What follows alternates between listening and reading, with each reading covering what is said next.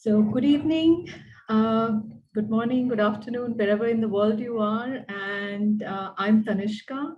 I'm part of the archives team here at the National Institute of Design in Ahmedabad. And it's my pleasure to welcome you to this talk, which is the third in a series that we launched at the end of July. As part of our archives public programs for 2021-22.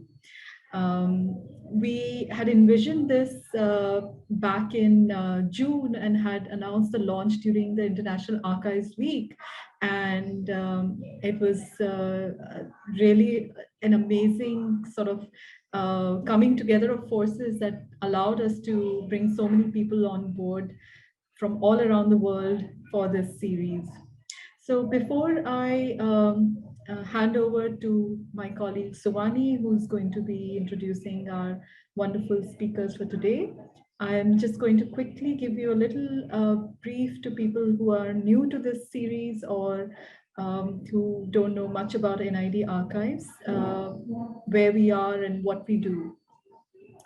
So the National Institute of Design, as I'm sure everyone here knows, is one of the oldest modern design schools in India, started in 1961 in the city of Ahmedabad.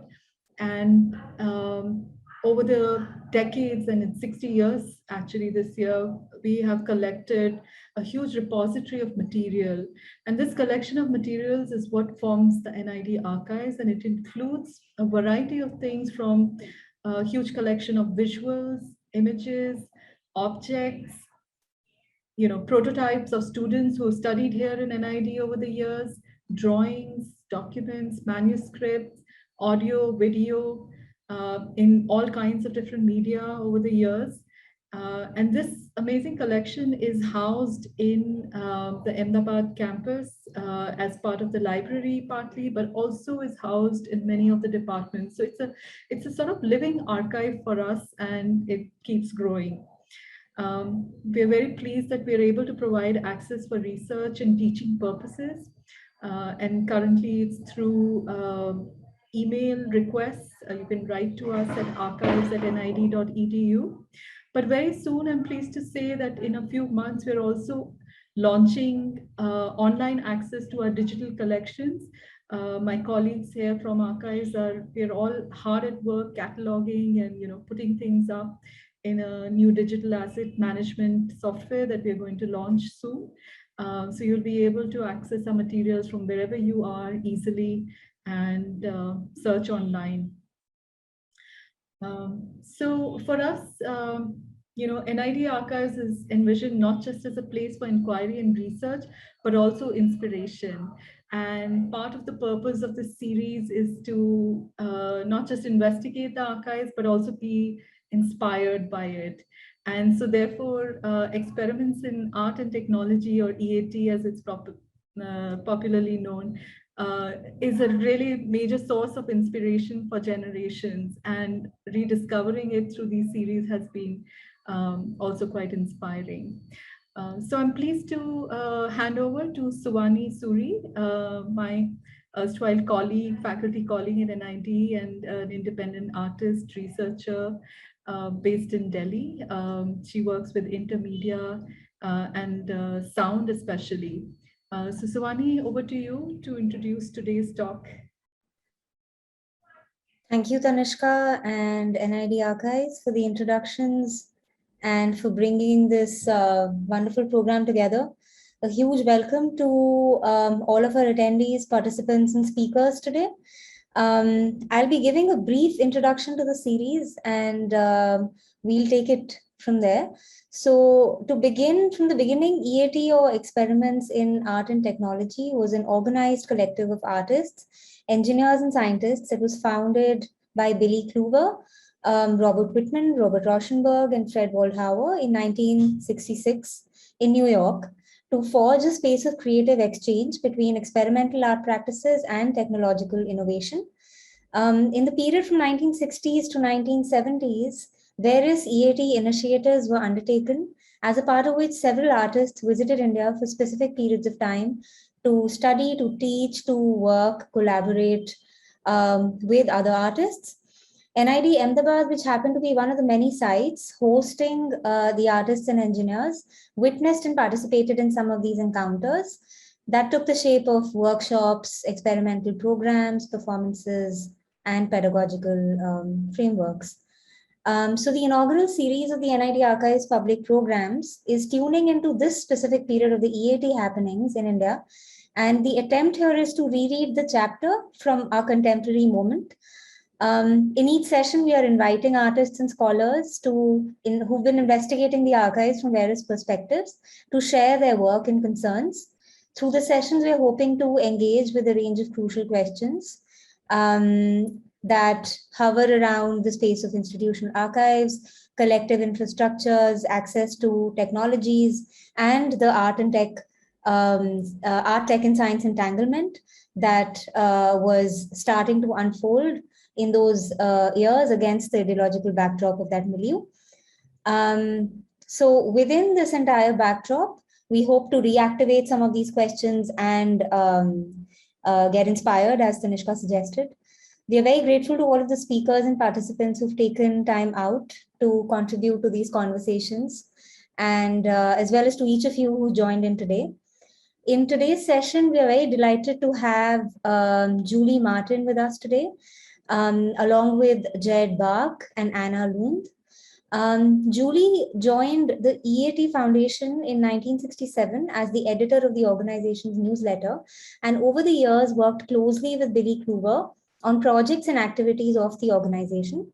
Currently, she is the director of E.A.T and is editing a book on the art and technology writings of Billy Klüver, while working with sound artist Jacob Kierkegaard to document and release the accounts and historical recordings of the artist's performances that happened as a part of E.A.T. Today, Julie will be taking us through some of the projects, collaborations, and proposals that E.A.T had been carrying out in India in the late 1960s and early 70s. She'll be joined by artist Jed Bach, who's a New York-based artist. In his early and ongoing studio activity, Jed has been known to use diverse, eccentric materials and methods for art making. He performed his own works in the US and Europe until the late 70s, and also performed in the works of others, most notably Trisha Brown, Robert Whitman, and Deborah Hay. Bach participated in the E.A.T project, American Artists in India, and spent a month in India in 1970 with Trisha Brown at the Faculty of Fine Arts at the University of Baroda and at NID Ahmedabad. Today, Jed will be discussing his activities in Mumbai, Baroda, and Ahmedabad, and also the influence that traveling and working in India has had on his work in the years that followed. We also have with us Swedish artist Anna Lundh, whose research-based work investigates cultural phenomena, societal agreements, and the ideological shifts that take place over time, often dealing with the matter of technology and our own experiences of time. Anna will be sharing with us her research-based work in which she used elements of the E.A.T project, Telex Q&A, to create new performances and installations. And amongst them is a series of performances with Julie Martin in 2012 called Q&A 2022, and an installation of the E.A.T exhibition in Korea in 2018. Julie, Anna, and Jed, thank you so much for being with us here today. For all of the attendees, I'll just quickly go through a couple of quick housekeeping pointers. We'll begin with the speaker presentations, and that will be followed up with the Q&A session. So you're welcome to drop in your questions, comments, and observations as the speakers go through their lectures. And we'll get to it post the presentation. The chat box is also going to be open throughout for other comments and observations.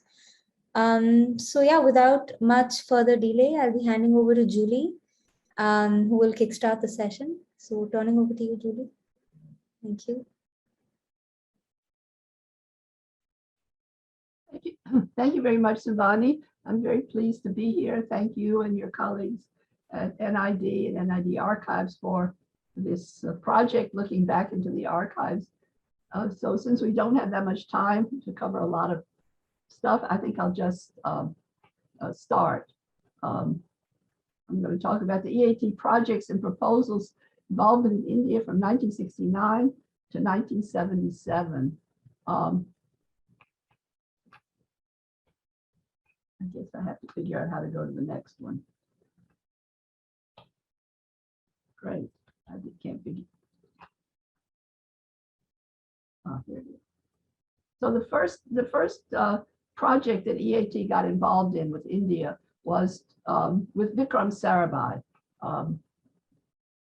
Here, I'm not quite sure when and how Billy and Bob Whitman met Vikram, but it must have been in 1967. A lot of this research that I'm touching on will have to be done at the Getty archive, where the E.A.T archives for these years is housed. But in 1967, they met Vikram Sarabhai, who was head of the ISRO and other organizations in India. And then Billy, of course, head of experiments in art and technology. And they immediately began to work together. And so as early as September 1969, you can see from this document on the right, they had put together an idea of the use of communications for development. And I remember that Billy and Vikram did travel down to Washington and met with the people at the World Bank who were less than interested, being very British and top down, they were less than interested in these ideas. But Vikram, who in 1969, the same year, had signed an agreement with NASA. Here you see him with Thomas Paine of NASA signing an agreement to be able to use the NASA ATSF satellite, seen here on the right, over India to be used for educational purposes for a year. And Vikram very much wanted to begin to develop software that could be broadcast over the satellite. And in discussions with Billy and Bob Whitman, the idea that the importance of input from the villages, from the people who are going to receive the educational material came out, and Vikram and Billy and Bob and E.A.T put together a project for E.A.T to travel, a group to travel to India and make a proposal for how to best generate software for the educational broadcast. So here's some glimpses of our trip to India in December 1969. Billy to the left on the plane, Billy and Fred on the plane. And then you see the few photos we have left of the group in India. The bottom left, you have Dave Berkman, who was from Xerox, Mr. Chitnis, who was deputy to Vikram Sarabhai, and myself, Fred Waldauer, and then two unidentified, at least up till now, members of the Indian team. You see another, at the top, we see Fred Waldauer and the sunglasses, Ernie Rothkopf, who was a learning specialist from Bell Labs, who was part of the American team, and then below Billy and Bob Whitman in Ahmedabad walking around. So we decided the target area was going to be, as you see, the Kaira District Milk Producers Union, where you can read this later, but the women tended the buffalo, and every day milk was picked up from thousands of villages and taken to the Amul dairy here, seen at the bottom, where it was processed and then shipped to Mumbai and other places. In the top, you see Kurian, Patel, and Dayal.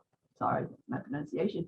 But according to Bob Whitman, Kurian took the group around to see the dairies, see the different activities of the Kaira district. I myself was quite ill, managed to get the flu, so spent most of the time in Manorama Sarabhai's house recuperating. But they did do this tour of the dairy, and also to the facilities where advanced processes like artificial insemination and other care of the buffalo took place. And here we see photos that Peter Poole took of this visit to the artificial insemination compound. And on the left is this classic photo that we've used for many years about the project.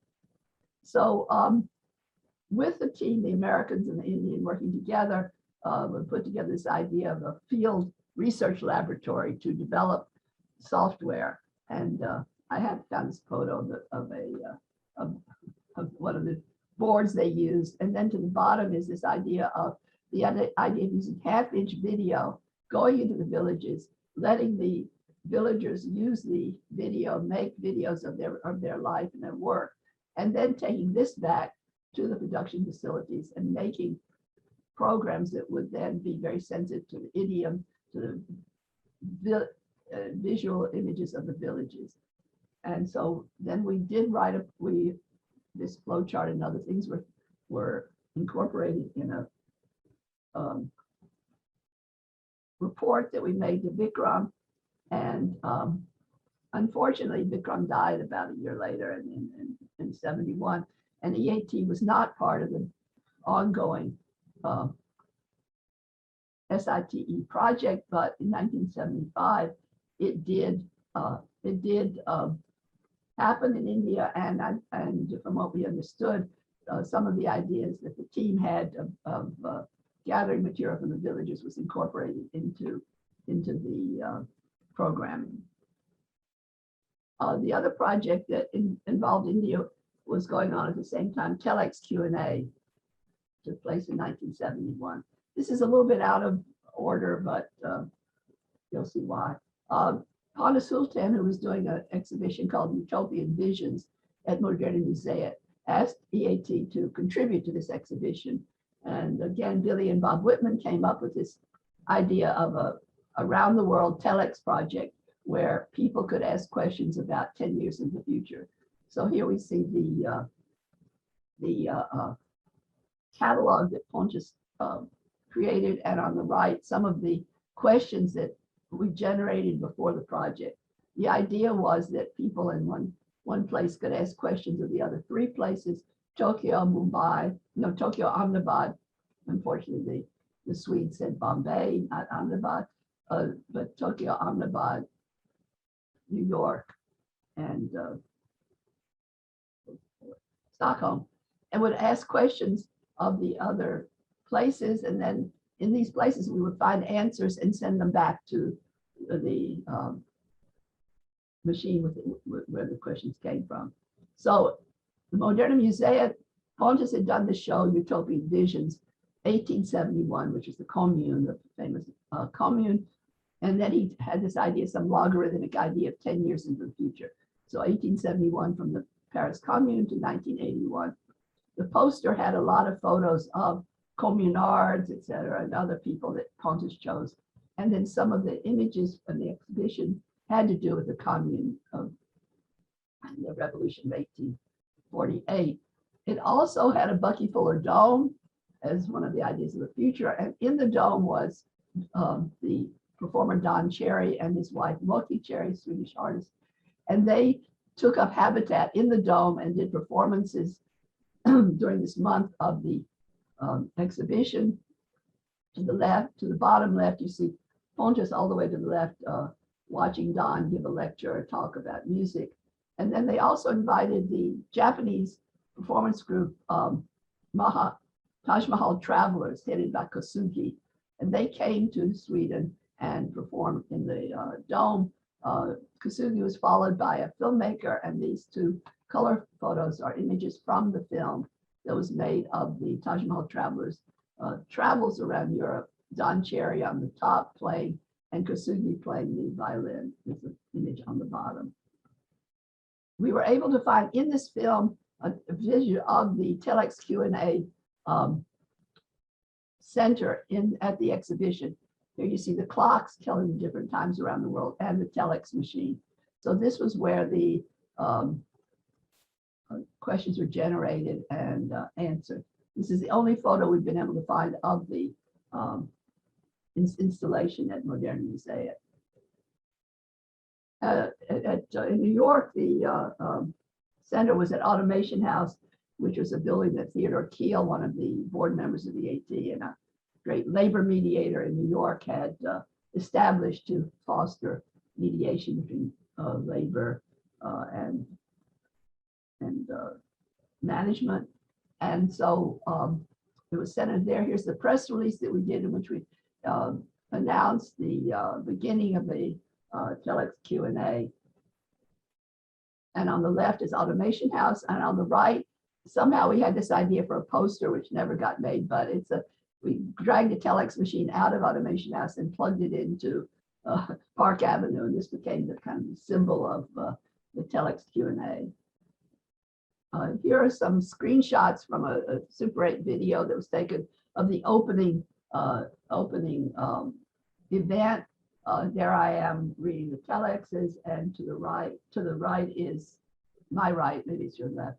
Billy Klüver is leading over, and some of the other guests that we invited for the opening are looking at the telex. It's coming in. Here's our 3 clocks and telling the time around the world. And on the right, we began to post some of the telex's questions and answers as they were coming in. And again, there's another shot of looking at it, and then Billy standing with an Indian guest. I'm sorry, I don't know who these people are, but maybe further research will find out. And more shots of people at the opening. One of the people at the bottom right is Doug Carroll, the photo at the bottom right, Doug Carroll, who is a researcher at Bell Labs, who we worked with to do a multidimensional scaling project on cultural ideas around the world using the telex connections. This was the first telex sent that we sent. We had you'll be able to look at this more later, an Eskimo poem greeting people, and then Billy's greeting, initiating the project. Fujiko was able to do a very elaborate, very extensive project in Tokyo. She had sponsorship from Sony and other organizations. And at the Sony building in the heart of downtown Tokyo, she was able to establish a center for telex or Q&A. Sometimes we call it Utopia Q&A. So these are images from her installation there at Fujiko in the center. And she called it Global Communication Game. They had these backdrops on which they posted telexes, and this is images, I think, of perhaps the opening where different people, different experts were able to speak and answer questions that came in. Another view of the installation from 7:30, and then you see the beginning of the posting of telexes each day. People could read them. Here you see people reading the different questions. And Fujiko also had a project in which he took photos of every person who came and made a poster very much like the Moderna Museum poster. But here it's images of all of the Japanese people who came to the telex Q&A. In Ahmedabad, the telex machine we think was at the NID. We're not quite sure where.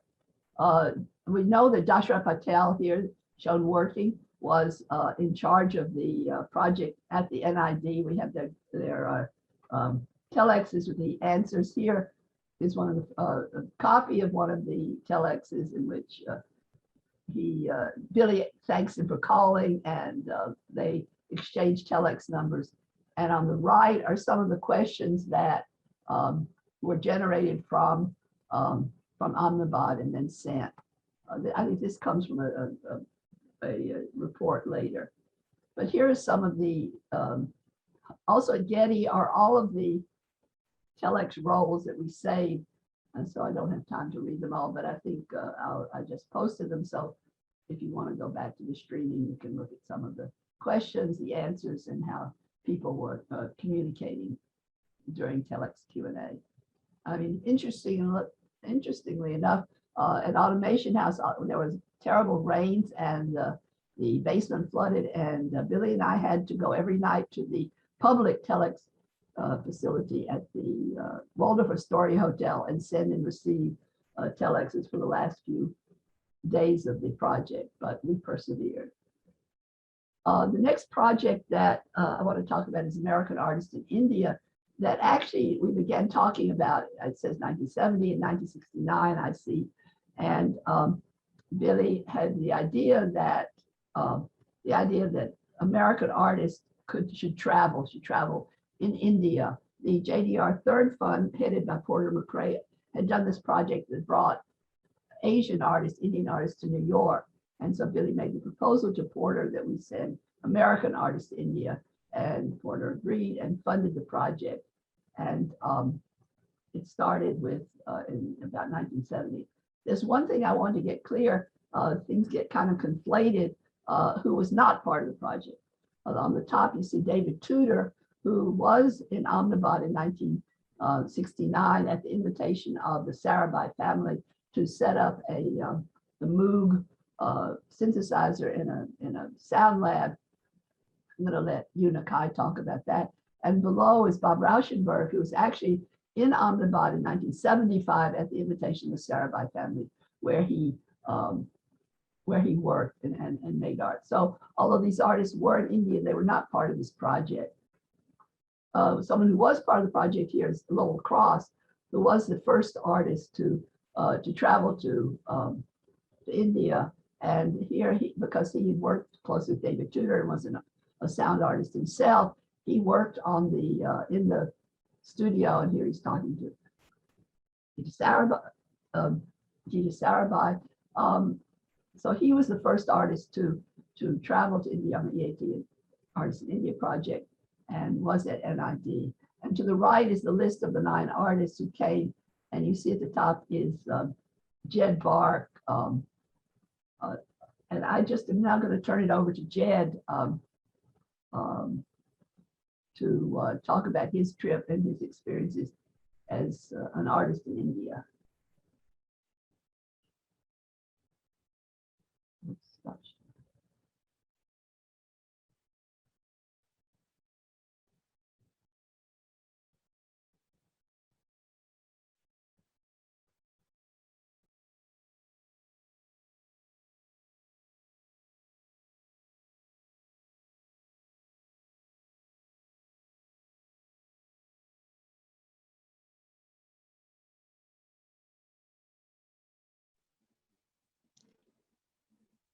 Okay, can you hear me? Yeah, Jay, we can hear you. Okay, so let's see. Trying to get this image to go up. Okay, there we go. So in November of 1970, Tricia Brown and I left from New York to Mumbai. And these are a couple of pictures from our airplane flight. I took with me a suitcase full of Polaroid film. The only camera I brought was a Polaroid camera, and I brought many film packs along. And here are a couple of Polaroids. Here's another one. We stopped in practically every city between New York and Mumbai, I think. This was maybe Beirut, and Trisha's on the bus, on the airport bus. It looks like we're nearing the end of the journey here. When we got to Mumbai, one of the first things we did was go to the circus. The Gemini Circus had shows near our hotel. And we went to the circus, and these are our ticket stubs. I wrote at the bottom, this is in my notebook that I kept in India. I wrote at the bottom that I took these photographs at the circus. I took 3 photographs of circus workers with their animals, and they kept the pictures. So I don't have any pictures from the circus. But Tricia made a sketch here. This is from her notebook that she was keeping. And these were of 5 girls, as she said, wearing circus fluffy costumes, nylon socks, and leather apparatus for supporting 2 poles. So she goes on to say that they walked up the cable. At the end here, she says they walked up the cable and backed down. They were epic. And in the same notebook, two pages later, she did this drawing, which was, I think, her first sketch for what became the people walking on walls at the Whitney Museum. She performed it at the Whitney Museum first. The following year, after we got back, 1971, it seems that there's a clear connection between her circus experience. Both of us loved that circus, and I too was influenced by it. My first performance that I ever did was in 1972, and it was called For Failures and Exit. And I did a marksmanship section here where I tried to blow out 5 or 6 candles with an air rifle, and I didn't succeed. There was a marksman in Gemini Circus, and I stole this act directly from him. There's also mind reading and other things. But mainly in Mumbai, we walked around and were just very much fascinated by what we saw on the streets and sidewalks of Mumbai. Among other things, I engaged with a mind reader, an elderly woman under a purple shawl who read off the numbers on the rupee note that I held in my hand. I saw, I think on our first day, a young Shaivite sadhu sitting on the sidewalk. His tongue was pierced with a trident, which he moved back and forth. He spun back and forth and up and down. I was stunned to see this guy. I was clearly in a different spiritual world than the one I'd grown up in. And I was fascinated by it. Also, we came upon a palm reader who had pictures like these. These he gave me actually, spread out on the sidewalk in front of him as an advertisement. And he read my palm, and we'll see the results of that later. We went on to Baroda by train after 4 or 5 days in Mumbai. And our experience in Baroda was very different. We stayed in the Hotel Natraj, and across from the hotel was this compound. And here's some Polaroid composite picture I made at the compound. All kinds of things went on there every day. We could have just sat on the balcony and watched it. Here are some people having tea. One day there was a donkey in the back there, threshing grain, I guess. And here's another picture, composite, showing boys with these long, long sticks, which they paraded back and forth with. And I found it charming. One day we were out of town all day. We came back in the evening, and there were all these tents up, and there was a big wedding feast going on. And we didn't attend, unfortunately, but we loved watching it from afar. So the experience in Baroda was sort of the opposite. We stayed put and just watched what happened across the road, whereas in Mumbai, we'd been wandering everywhere and seeing everything we possibly could. This is also in the neighborhood there of the Hotel Natraj. These boys were on their way to school, I guess. They lined themselves up in this way, and I took their picture. And near them, there was a traffic cop, and I gave him a couple of pictures for his family, and kept one. My plan had been in bringing the Polaroids, was to take pictures of people and give them a copy of a picture and keep a copy.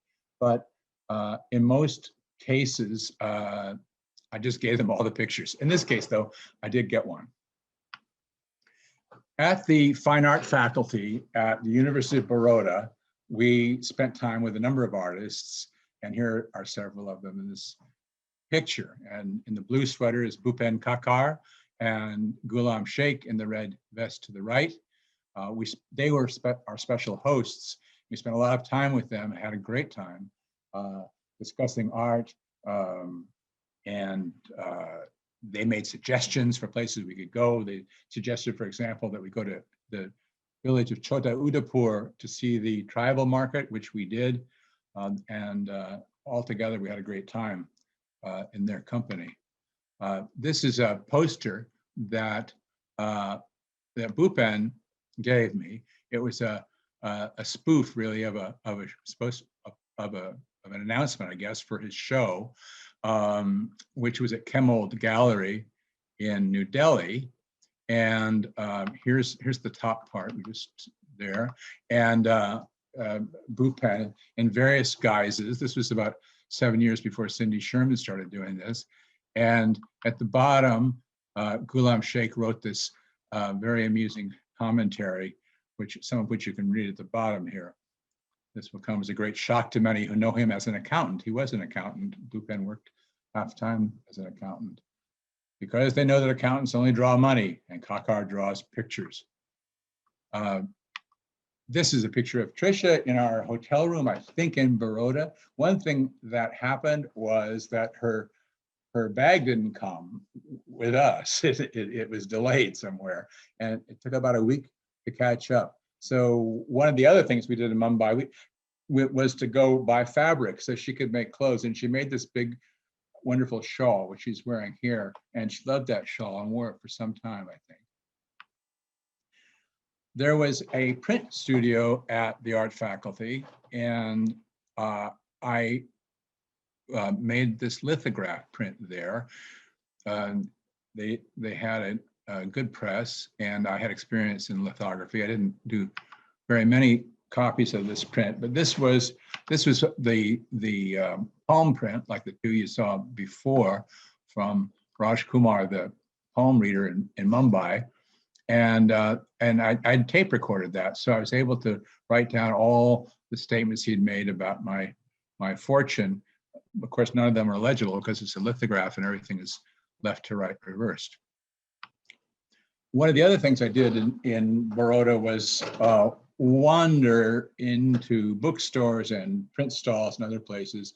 I bought a number of God prints like these two with Lakshmi in the center here and Rama there, and I've continued to collect them to some extent since coming back to the US.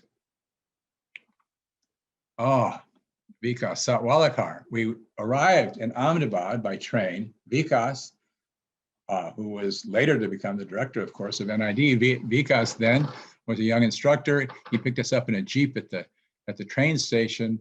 So we had to hurry back to NID because they were showing Bonnie and Clyde that night, which is if you don't know the movie, it's a very violent and sort of stylized violence movie directed by Arthur Penn. And they were going to show this movie, and Trisha and I were going to lead a discussion afterwards. So we sort of nodded and went off and watched the movie. And then I remember sitting up on the stage with Trisha and discussing the topic which was given to us, which was violence in India and the US, to sort of compare and contrast them. And it was a fascinating evening, actually. We talked about American violence, and it's typically one-on-one violence or one-on-many, and Indian violence, which was a very key, interesting issue to the students there because there had been violent riots in Gujarat the year before. And that's when we first encountered the students there and found them enormously alert, responsive, and enjoyed all our encounters with them, as we did with Vikas. So here's his letterhead, and he gave me a couple of pieces of it because I liked it. And I think this is typical both of his wit and it's a good picture of him too. I taught, I think, one little class there, which I don't think went very well. I think I was sort of overly doctrinaire, perhaps, in the way I presented a project to the students, and I think they didn't know what to make of me or my suggestions. If you look carefully at this picture in the right, I think you get an idea of how the students looked at me. The two young women there going, "Oh my, who is this guy?" So that was my teaching experience there. I also made a temporary sculpture with the help of one or more of the students. And these were paving stones, stones for a path, I suppose, that I found there. And we set them up. I think that I was inspired by looking at cow manure drying in the sun for fuel that I'd seen stacked just in this way, leaning against each other in rows. And of course, stacked many other ways too. It's fascinating, all the different patterns, but this is the one I chose. And after we got back, the New York Times wrote a short article about the E.A.T. project. And that's a picture of me actually and the student that Trisha took of us setting up the piece. And I think this quote at the right is significant. That's why I printed it out, because I felt a kind of at-homeness in India that surprised me. I remember thinking that I was more comfortable and at ease and found it easier to communicate with our Indian friends there than I had ever felt on visits to Europe. Even living in Europe, I never felt as at home as I did on this visit.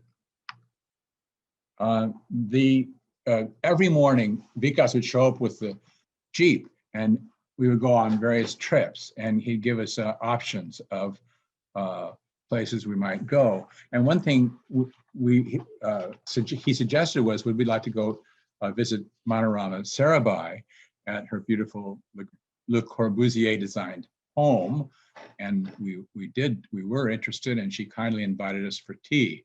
So Trisha and I and Vikas went there and were joined by a numerologist. I think maybe Vikas told her that I was interested in such subjects, and the numerologist invited me to ask some questions, which I did, and here's one.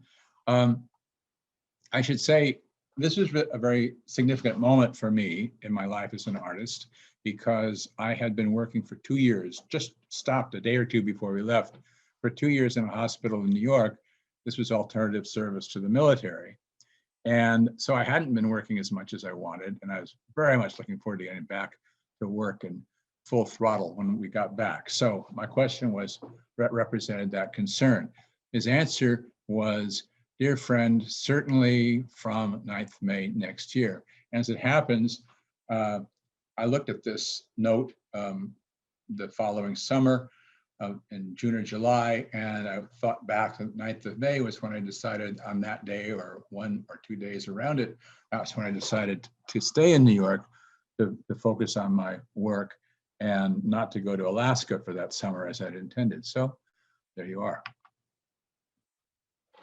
Vikas also suggested I might like to visit the Sri Jaganath Temple, which is just a 20-minute walk from NID. And I did. And the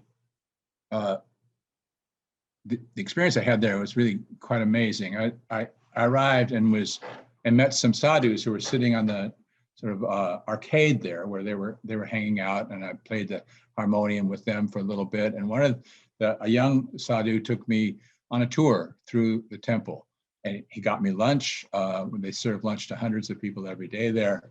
Lunch on a banana leaf, which was the first time I'd had lunch on a banana leaf. I can still see it, holding it in my hand. He took me to visit their elephant, and the Mahout, when he was told I was an artist, the Mahout asked if I'd like to paint their elephant on the elephant. And I was, what a thrilling idea, but I didn't have time to do it, so I didn't do it. I had quite a tour there and quite an experience. And I walked through some shrines which had images of, like these, of Jagannath and his sister Subhadra and his brother Balabhadra. And they're carved of neem wood. I've studied this extensively. Jagannath temples, the great ones at Puri, of course, but they're always made of neem wood, not of stone or brass or bronze like other gods. They're always made of neem wood. And the shocking thing to me was this as iconography. I grew up going to church where this was the kind of thing we saw. This is from the church that I attended when I was a kid in California. And that was my experience. This was new. And I felt, I think, a kind of energy and ecstasy even in this imagery that moved me and shocked me. And I actually, this may have been the moment when I really started, it was a seed planted, I think. I became seriously interested in a path, the spiritual path. I met the Siddha Guru, Swami Muktananda, 6 years later, and I've been following the Siddha Yoga path ever since. So I do feel it started here. a few years later, actually 1977, I created a piece, a performance called Krishna Concrete. And the title came from the Jaganath Temple, where I had seen a calendar with an image of Krishna, and it was produced by the Krishna Concrete Company. And I thought that was pretty cool. The Krishna Concrete Company is still going. I checked on the internet the other day. The performance was really about inner light. Almost all my performances have been about light, but it's physical expression. Here, I really started looking at my own spiritual issues. This is a slide of Jagannath from the performance. It was first in 1977, but then again in 2014, I performed the piece at the Whitney Museum. This is from that performance. I'm not sure where I got the image, but you can really see the sense of Jagannath and his tree origins, probably originally a tribal deity, a tree god from the Savara people in Odisha. And you can see his arms. He never has hands. They look like branches. I set up a sort of altar, mixed altar puja here on an artist's easel with all the various images. I had little statues and so forth of Krishna and Jesus, and green Tara up on the left and Black Madonna on the right, and so on. This was just a part of the set there. Also in this performance, I had a Krishna interlude in 2014, where this figure danced and played the flute, and certain members of the audience, a number of members of the audience, were given flashlights with blue gel that they were asked to shine on the figure so that his white suit became blue. Also in this piece, I had a matchstick house, which I've made many of them and burned most of them, but I still have a few. So this is a brand new matchstick house. There is one burning. This is from 77, I think. The figure down here to the left of the house is shown on the left of the slide here. It's the blue, it was blue, a blue person who dwells inside the blue pearl, also conflated with Saint Sebastian in so many ways. This performance was really quite syncretic Christian and Hindu imagery mixed together in this way. And there was a sort of a fuse, a sort of serpentine fuse of matches that were lighted at the end and then gradually engulfed the house. And this is the house burning at the Whitney Museum in 2014. They had to have attendants all around with fire extinguishers, and they turned off the smoke alarm. But it was quite a fire. This is the final, this is not the final, this is my final image today from that piece. This is my son, Theo, again, in that image of the blue person, Saint Sebastian, this time with candles. He's holding a branch of a cedar log that I had cut in reference to really the origins of Jagannath. And there's a bowl of water on top boiling with a light bulb and steam sort of there. This is a recent image. I was just going through my files looking for pictures over the last few days, and I was startled to see some that felt to me that they're sort of in my personal lineage from that Jagannath experience. And here is one, I called this one Spider Woman. It's a brownie camera, an old brownie camera, and an umbrella skeleton here. These are two figures. I call them corner people. I lean them in the corners. These two are made with snapping turtle shells, cow horns for noses. And these are snapshots of a piece. They're two sides of one piece. Excuse me, that I'm working on now in my studio. They're Greek masks. I've been much involved with Greek mythology over the last year. And they, here I'll show up. They're made on ash trees. All of our ash trees are dying in North America. Hundreds of millions of them have been killed by an insect. And I thought it might be interesting to note that there's one substance that protects them from these beetles, and that is derived from the neem tree. I just found that out. So we come full circle in a certain way.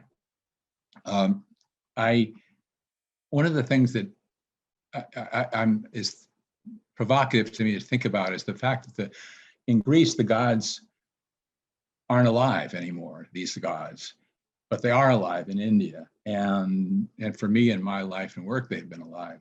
And so this trip was where I first encountered this experience, I guess, or the experiences. I first encountered experiences that have been transformative.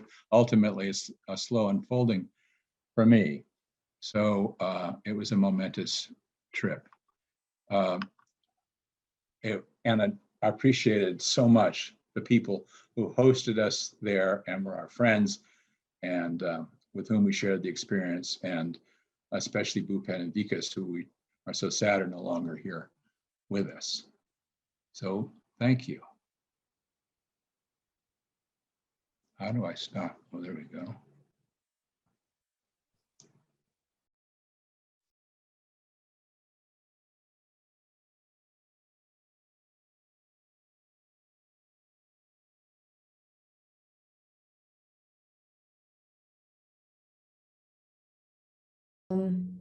Julie, are you gonna come on again?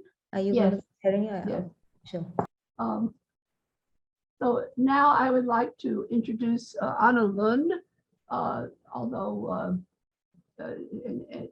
because I think she also in her work brings some of these experiences from 1971 into the present. So Anna, if you're ready to give your presentation, you're on. Okay, thank you.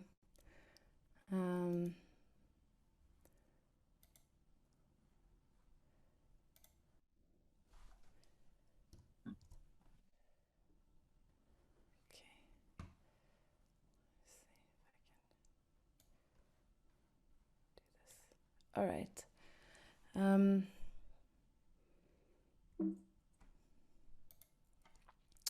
First of all, thank you so much for the invitation. And before I go on to present my own project, I promised Julie to give a bit more context and sort of briefly talk about the Stockholm exhibition for which E.A.T proposed the Telex Q&A project. So forgive me if there's any repetitions from Julie's presentation, but I'll try to skip if that's the case. So this is obviously the poster that Julie showed, and the exhibition was called Utopia and Visions. And this exhibition explored, as Julie also said, various aspects of the revolutionary government that ruled Paris in the spring of 1871, exactly 100 years earlier, called the Paris Commune. And the exhibition catalog stated that it was the only realized utopia in modern time. So I guess they thought that that was a good thing to kind of look back at. And Julie also mentioned this, but the time span in the title of the exhibition was 1871 to 1981. And the reason for not only projecting 100 years backwards, but also 10 years into the future was because, quote, most people can imagine themselves alive in 10 years, yet a lot can happen, unquote. So it was intentionally not a big leap into the future because then most of us will not be alive anyway. So it was this idea of that you will live to see this future. I'm just going to just to briefly talk about this a bit, because if you're not familiar with what the commune was, but it's often said to be one of the first examples of working people taking power. It was workers and students of Paris who joined together to form a revolutionary government based on principles of mass democracy and economic equality.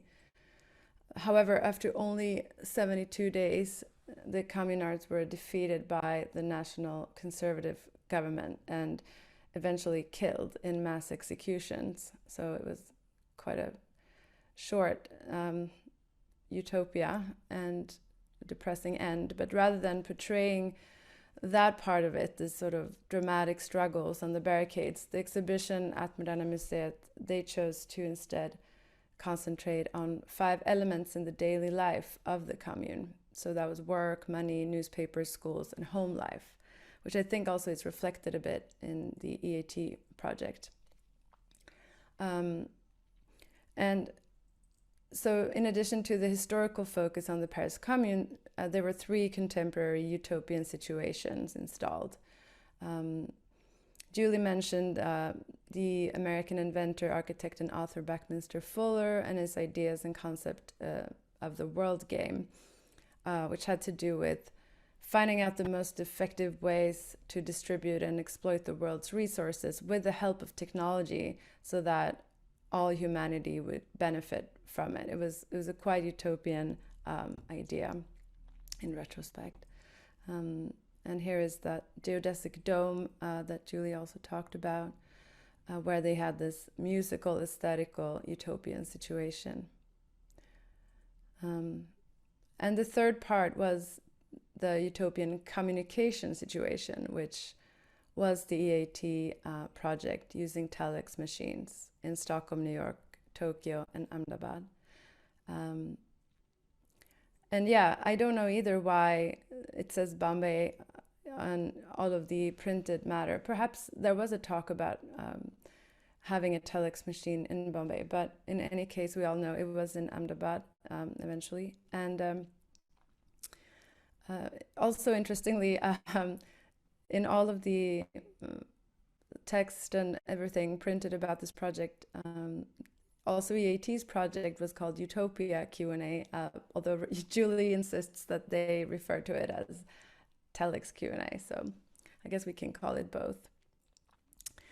And by the way, I don't know if you're familiar with what a telex is. I thought I would just quickly explain that because they are not around so much anymore. And one could say that the telex system was designed to automate the telegraphic process, and telegraphs were at that time, I guess, faster than regular mail at least, but it took a day or so, or you had to go to a telegraph office and pay your message by the letter, etc. So this made it possible to type directly on the keyboard and immediately print the message on that distant machine somewhere else. And what you wrote on the typewriter was translated as wholes onto a tape, which could then either in real time or later be fed through the machine, transmitted, and then printed out on the other end.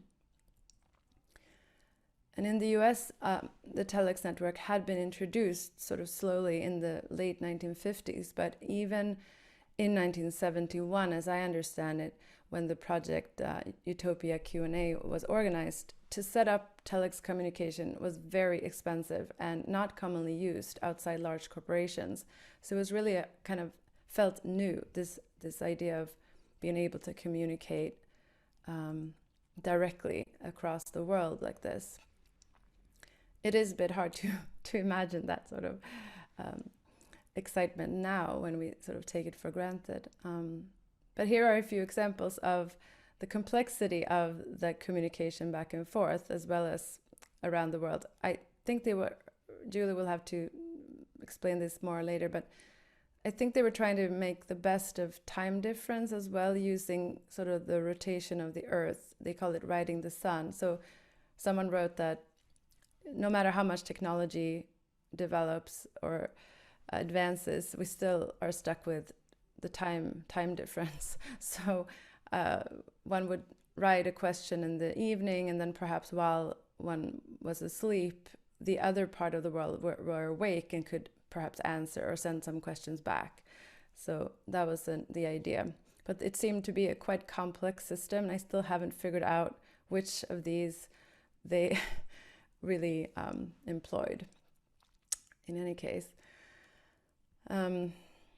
so my interest in this material was always more in the questions rather than the answers, because the answers were very, very hypothetical, of course. You cannot have a definitive answer about the future. And I realized that the questions, much more than the attempted answers, were indicative of a certain maybe zeitgeist or way of seeing things at that particular time. And I can give you a few examples of questions from 1971. Julie showed some slides as well, but just a few from Ahmedabad. Will there be a one world airline in 1981? Another one, will scientific developments in genetics become a political question by 1981? Won't there be some kind of worldwide peace movement, even if it may not reach the level of cultural revolution, born out of rock music, hippies, and youth? Will Sweden accommodate immigrants without discrimination and restriction in 1981? Will the ecological crisis be solved? Will they have built biological computers by 1981? So some of them are very utopian, as you can hear. And they say something about that time. So this sort of, I realized, was a neat trick in order to reveal something about the present. You let people ask questions about the future, but they're really saying something about their own time. So it made me curious about what kinds of questions we would ask 40 years later, and what that would be able to reveal about our present. And so I'll go back a bit to 2012, and I was invited to do a show at this arts institution in New York called Exit Art. It's not, sadly, it's not around anymore. It closed, but it's quite large institution that was doing a lot of performance art exhibitions. In any case, I was invited to do a show there, and this was a series of solo shows that would sort of coincide with another bigger show in the same space. So I thought of using my time, which was quite a short exhibition time, but to really use it as a collaborative and sort of explorative, almost research instead of an exhibition. And I called my project Q&Q 2022. It was 10 years into the future from 2012, and I was also really curious about what that time frame would mean. How do we consider this time frame as a long time frame or a short? How much can happen in 10 years, etc.? And the way I see these works, when I look at something from the past, in a way it is a reconsideration of a project or something that has happened, but I think of them more as a reworking. It's not just considering, but it's doing something else with the material, pulling something out that only becomes apparent from a future perspective. So this project was installed in March in 2012. And obviously the Q and Q stand for, the first Q stands for the original old questions asked in 1971. And the second Q is the new ones that I would generate. So this was the space. As you can see, there was a large window, so that made it also really great to have people come in, and people were sort of curious to come in and participate. And we also organized several events. Here is, yeah, I can talk about that later. Here's the sort of really simple questionnaire or form that I had people fill out. It was very hands-on. So what will it be like in 2022? Ask a question about the future 10 years from now. So I tried to make it very easy and simple. And then people could either put it up on the corkboard for other people to see it, or they could put it in a box if they preferred. And each night I would manually put them into my computer. And then we would project them onto the screen. So it would sort of be a manual system of letting these questions also be visible as they came in. Here's the screen. In this installation, I had actually managed to borrow a Telex machine. Although it was mostly for a show, we did get to use it at the end of the show just to demonstrate it. But to me, it was a bit redundant and not so interesting to try to replicate or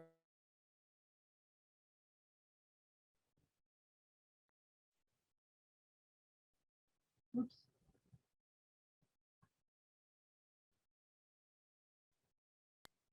Anna, I think we've lost you, right?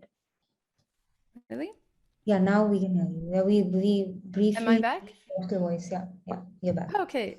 Let me know when I should. Yeah, you when can did go we back to the see? point that you were making about not finding the exact replication useful. Yeah. Yes.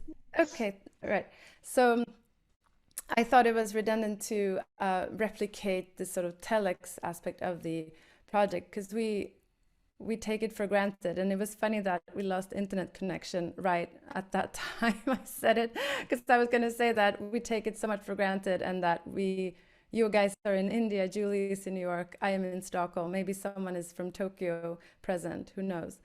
So it's hard to feel the same excitement for this global communication aspect. I guess there's also a bunch of negative connotations involved with the internet, etc. So I decided instead to just zoom in on one little mini, or not so many, but one element of this project, and that was the questions. We also had a few workshops where audience members were invited to speculate on a chosen question and not having to sort of give any answers to them, but discuss them and have a conversation, which was kind of interesting. Meanwhile, Julie and I had been digging deeper into her archives, and she had a vague memory of a box of telex rolls from this project, the sort of missing box. And eventually we did find a box in her garage that was covered in plastic, and it looked like, sure enough, it looked like the telex rolls. And they were moldy and damaged from moisture. So they had been discarded probably already, but we decided to give them a try and to see if we could sort of salvage some of these lost questions from the 1971 project.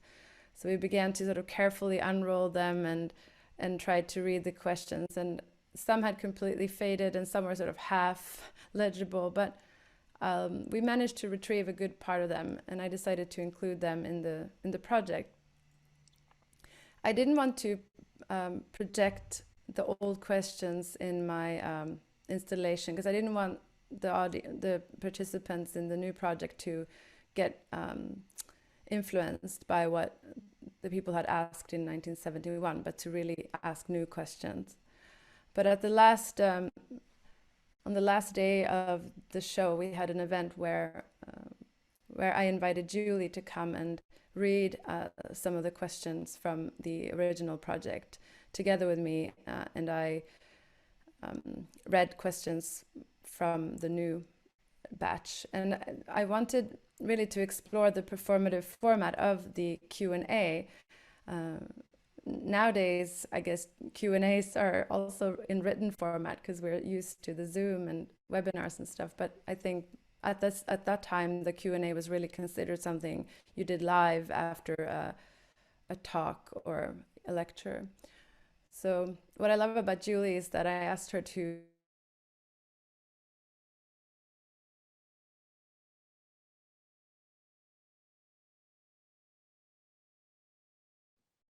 Did we lose Anna again? Yes, yes.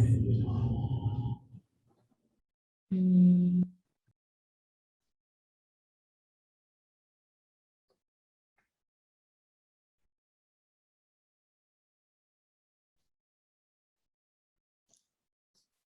Anna, can you hear us?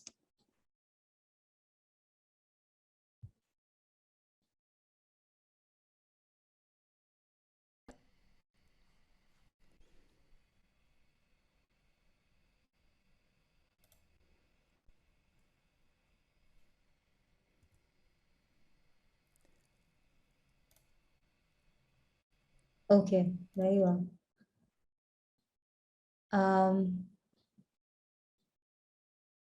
Yeah, I think she's lost her internet. So should we then just move on to Julie and then? Hello. Hey. Am I back now? Yeah, but I think your video is frozen. Perhaps you could, yeah, if it helps for Should you, I turn leave and off come back? yeah, Should I leave and come back? you could just turn off your video and see if that helps.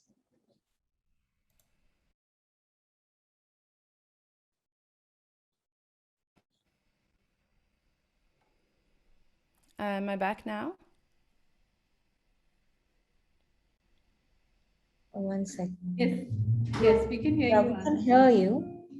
Okay, And maybe we- I should do without video. So maybe Sure, that yeah. could be better. If you can hear me, I Yeah, can. Should I keep going then? yeah. You can Okay. reshare your screen though. Yeah. Yeah. Okay. So I don't know exactly when you lost me, but I was talking about this sort of performative aspect of the Q&A, which I called the Q and Q. So it was superimposing the questions without really comparing them, but they played together, and sometimes they differed quite a bit, and sometimes they were more similar. So if I were to try to generalize, if there was a difference between the old and the new questions, I guess the old tend to be a little bit more utopian, I guess, or that they seem to consider 10 years a longer time frame, that more could happen, whereas the new batch seem to be a little bit more pessimistic about the environment and talk a little bit more in negative terms. So yeah, will we have any more bookstores, stuff like that? It was kind of a bit more negative, but that's a very sort of big generalization. It's not easy to say that it was only those kinds of questions, but that was a little bit of a difference that I could notice. Anyway, then to take the project a step further, I developed an online form also together with the New Museum in New York. And this was really great because even if we had quite a lot of questions from this exhibition, it was very New York focused since people were living there mostly.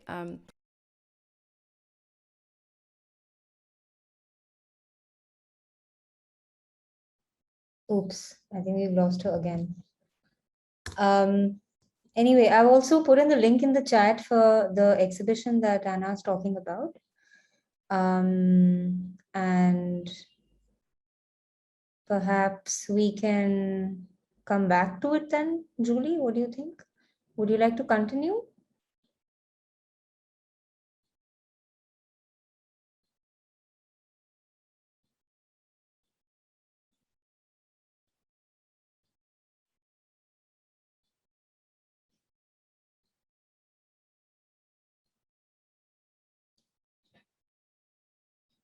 Anna's also back now, right?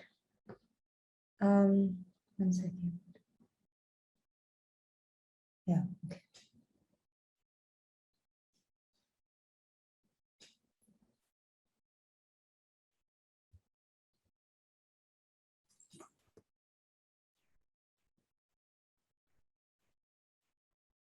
Anna, you Sorry. there? Yeah, I'm here. Am I back on? Sorry, Yeah, I don't know. back on. Am I back on? Okay, sorry for these interruptions. I'll No try one more worries. time. I have I'll to try stop sharing. last Just a time. second. Otherwise, I will stop it. So, can you hear me now? Yeah, we can hear you. Yeah, okay. So this online project that we did with New Museum was you could ask a question in the online form, and then we also would project them as they came in. And surprisingly, we had questions from all over the world coming from Stockholm, New York, of course, different places in the US, Philadelphia, San Francisco, Arizona, Texas, Los Angeles, and then London, Copenhagen, Tokyo, Bangalore, India, Wales, Tel Aviv, I can go on and on, Buenos Aires, Mongolia even. So that was really exciting that we were able to, I don't know how this spread, but somehow people were able to find this and put in questions. And you can go to this website if you want. Maybe they will post a link to it in the chat if you want to, if you're curious about the questions. And the following year, I did a whole series of lecture performances. So it's sort of something I've been doing for quite a while. It's a format I see as a really nice sort of hybrid between a mode of research dissemination and an artistic medium. And I did these performances in Portland and in Finland, in Moderna Museet in Malmö, which this picture is from, and Performa, the biennial in New York, to name a few. And in each of these performances, it ended with this sort of Q&Q performance where Julie was on video link. And I know this sounds like now everyone is on Zoom all the time, and of course we had Skype and everything. It wasn't so uncommon, but it was quite still an exciting live part where you had to worry a lot about sort of the time difference again, and whether or not Julie would be awake. And so that was kind of nice. So we did these performances over video link. And then in 2018, MMCA, National Museum of Modern and Contemporary Art in Seoul, Korea, they were doing this huge exhibition on E.A.T, which Julie was also involved in. And they invited me to do a new iteration of this project for that museum exhibition. And only 5 years had passed since the first project concluded. It went on for 1 year. So it was a little bit early, but I thought it was still interesting to see if asking new questions about 10 years into the future would reveal a slightly different present. And you know, you never know what can happen in 5 years. But in 2018, we didn't know we were going to have a pandemic only a few years later. So it is true. A lot can happen in just a few years. And this was the Korean version of the Telex that they sourced in the installation. And it was basically the same setup as in the original installation. Also questions projected on the wall there, and that video that Julie also had screenshots from. I also included an archival exhibition of the original show from Moderna Museet. And again, people could opt whether or not they wanted to put up questions on the wall, and they did, or put in questions in this sort of online form. And these are just some images from that exhibition, and people are using it. And again, we did an online sort of participatory web part, which you could do both at the museum or at home. And it just made me laugh. This was the setup for how they would come in and be translated, and because it was really complicated with both English and Korean, and how it would all work. And it made me sort of think of this original diagram. And then I did a lecture performance again, and with the Korean subtitles at the top. And we did a Q&Q live, me and Julie, because it was the first time we were in the same place.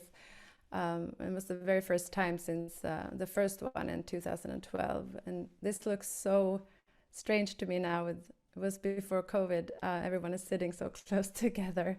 But I thought I'd let you just listen to how it sounded. It's just a short excerpt to get an idea. In 1981, can we eliminate part of our senses? Can one buy alcohol at the grocery store in 2022? What will be the nature of the reproductive process? Will the looming prospect of human bodies containing nanobots still frighten us? Will kings and emperors be called kings and emperors? Would we be hackable? Would we care? Will pot replace alcohol? Is anyone drinking soda in 2022?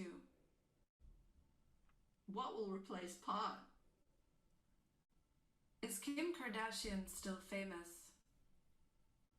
In 1981, which will gain the leadership in the world? The Soviet Communist Society or the USA? Is Korea united in 2022?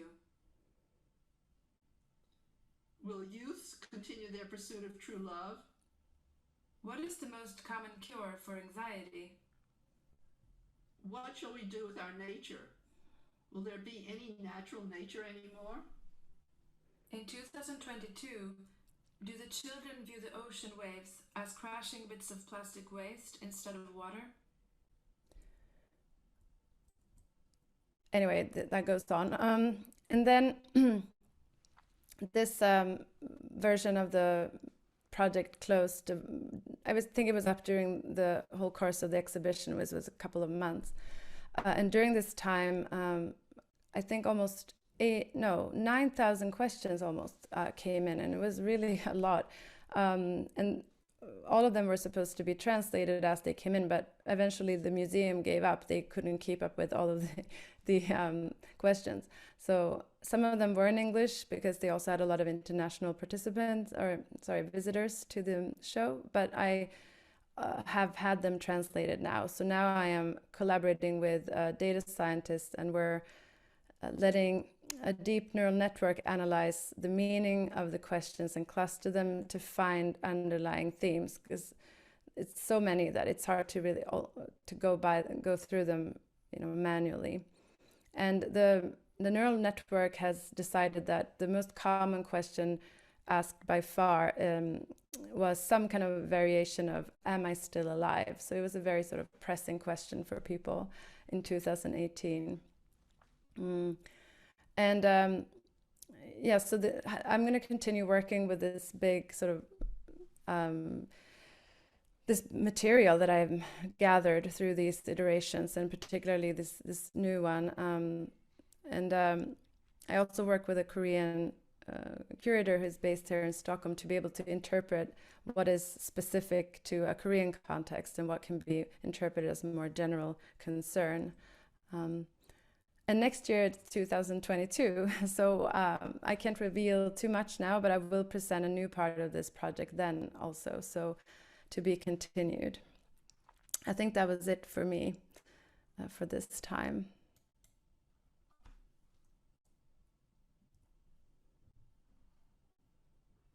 Thanks, Anna. So Julie, you're going to be sharing your screen now? Yeah. All right.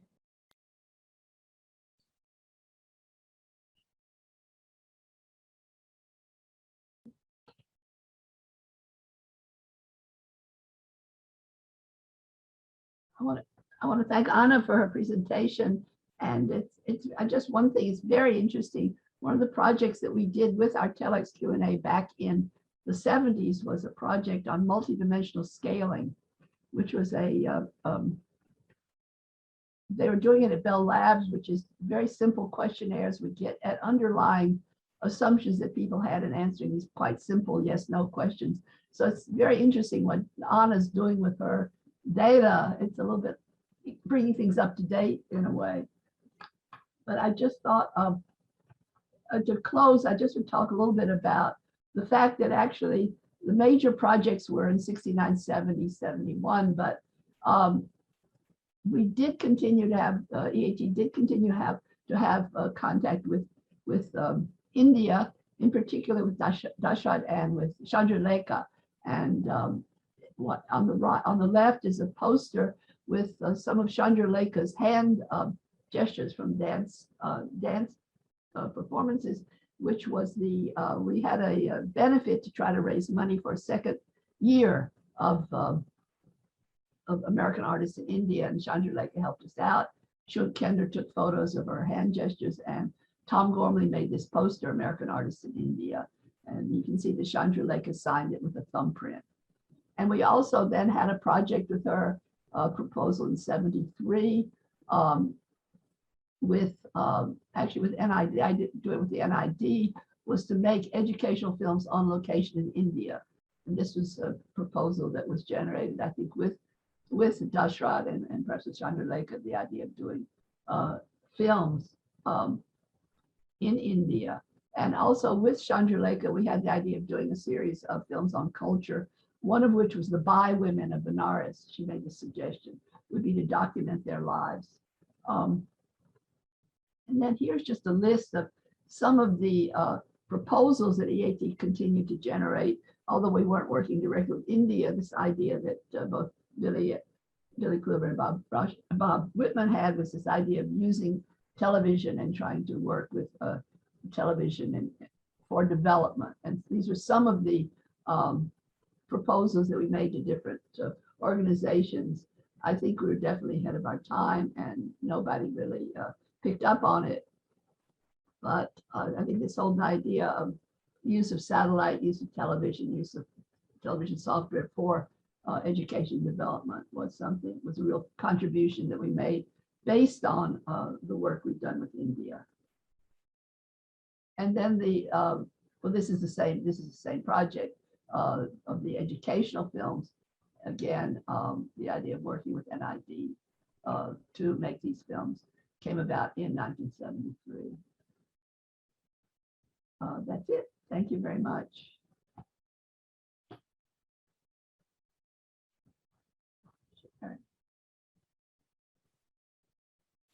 Thanks so much, Julie, Anna, and Jed. There were some very fascinating ideas and recollections in what you guys shared. I think we can, I mean, I have a bunch of questions, but perhaps we could also just dive in right away into the audience Q&A, and then I could come in with some things that I've been thinking about.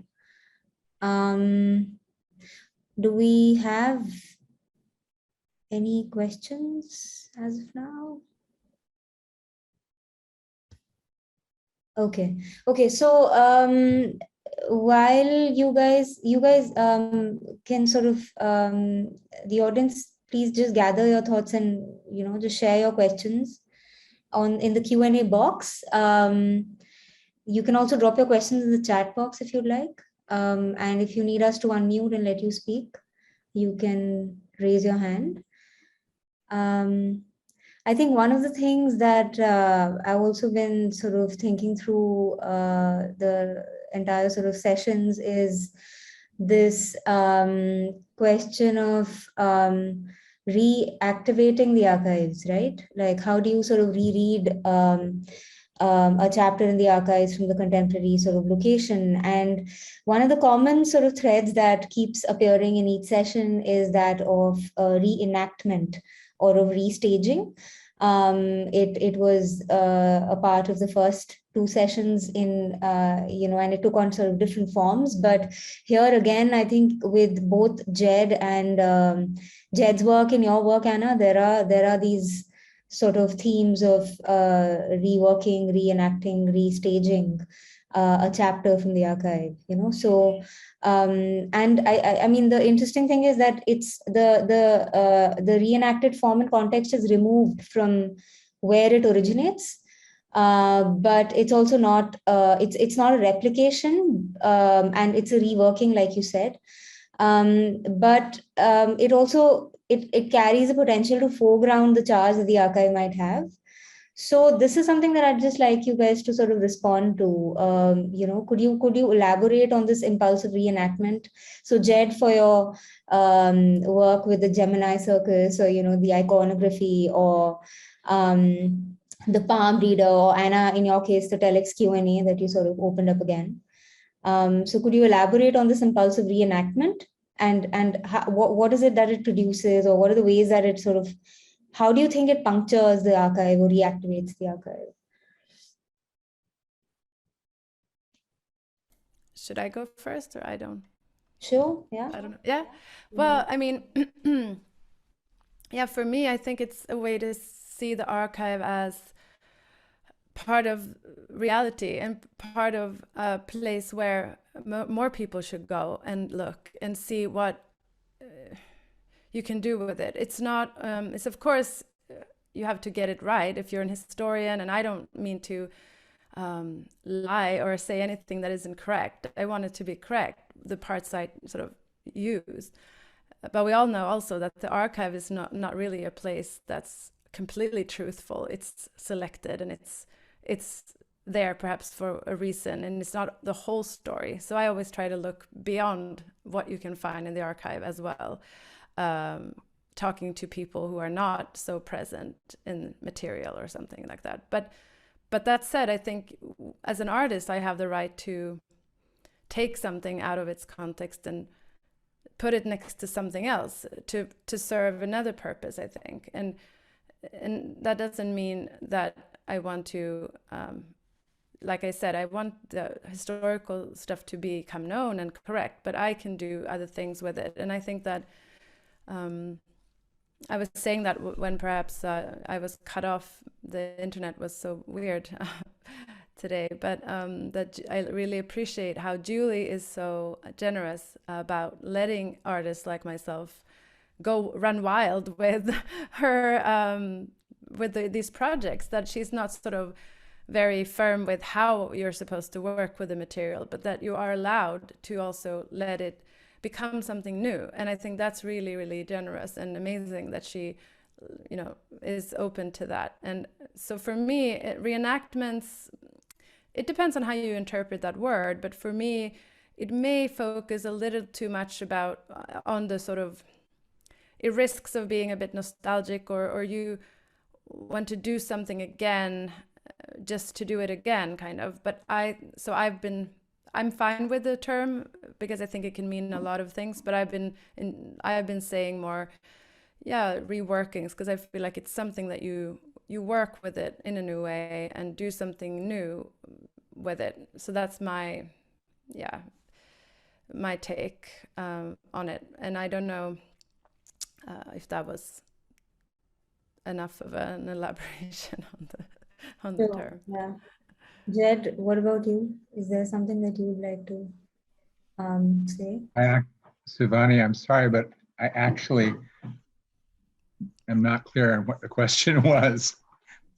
So I was actually just sort of wondering about how, even for you, when you were visiting India and then you sort of started to make work responding to the situations that you encountered, and you started to sort of reinterpret, reenact certain situations. So in your performance with the rifles, for instance, right? So what is the role that reenactment or restaging plays in your work? How do you sort of open up a situation by restaging it? Or how do you puncture the situation that you encounter by restaging it?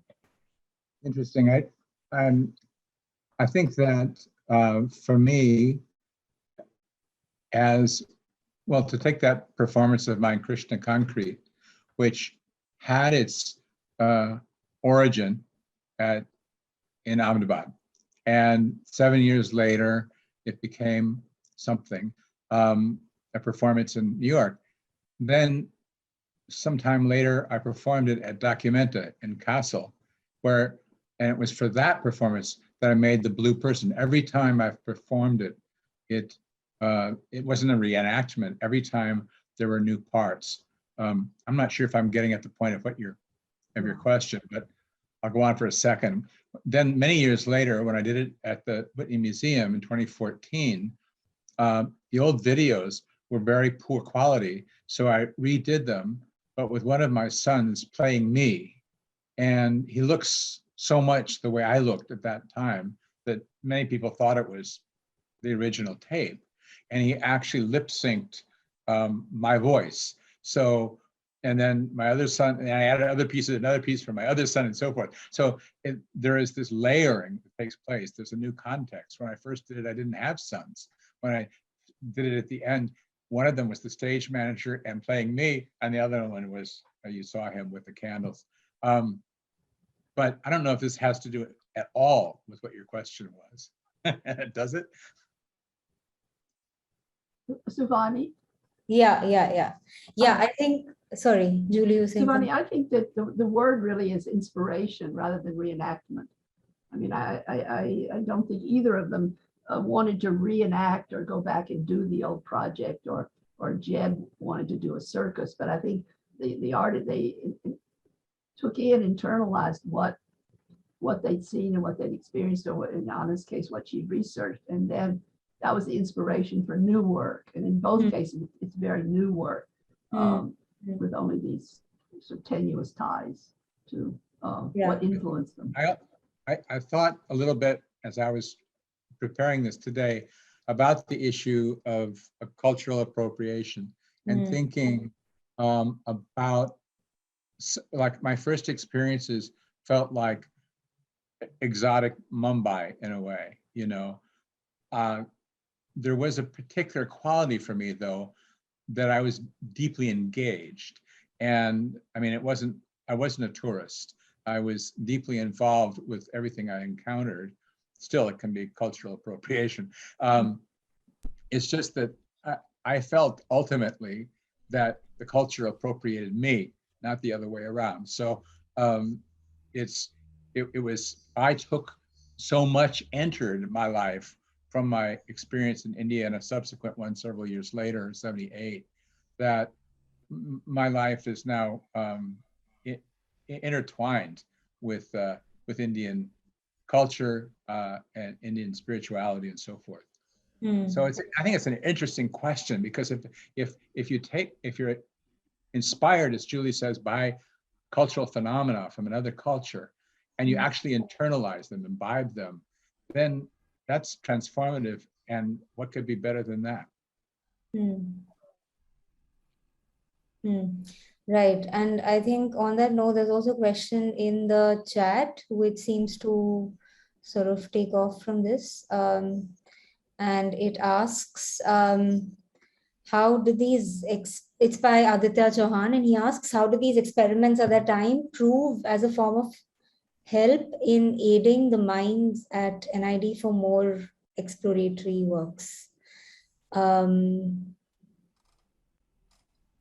Yeah, perhaps this is addressed to Jed. No, I think actually this is a question for you all at NID, and I think it gives you the possibility of research on your own.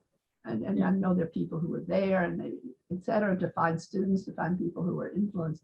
But it's really a research project for you. I'm not sure that, maybe Jed can talk about reaction to students, but I think it's more up to you all to find out what, if any, there was this kind of influence from the visits. Jed, what is the course that you were teaching at NID at that time? You mentioned you taught a course.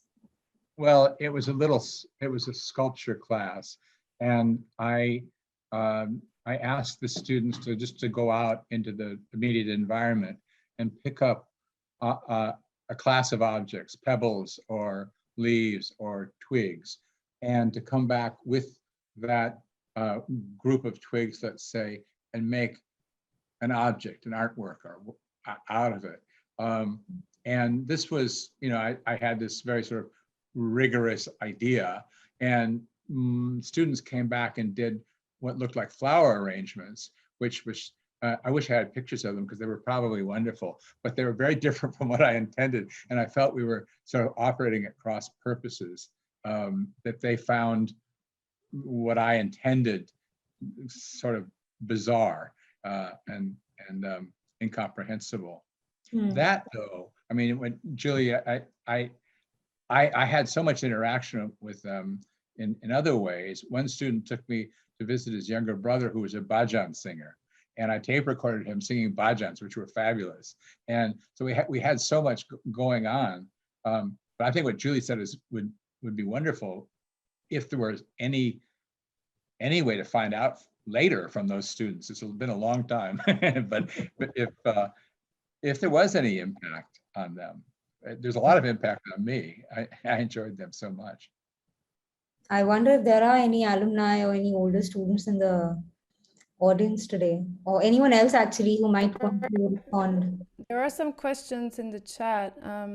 There was one for me, I think, about someone who was in the last closing day of Exit Art. I don't know if the person meant my show or just the last day of Exit Art's existence, but in any case. Should I read the question? Yeah, sure. It's from Ranjit, who was also the speaker during the session. Yeah.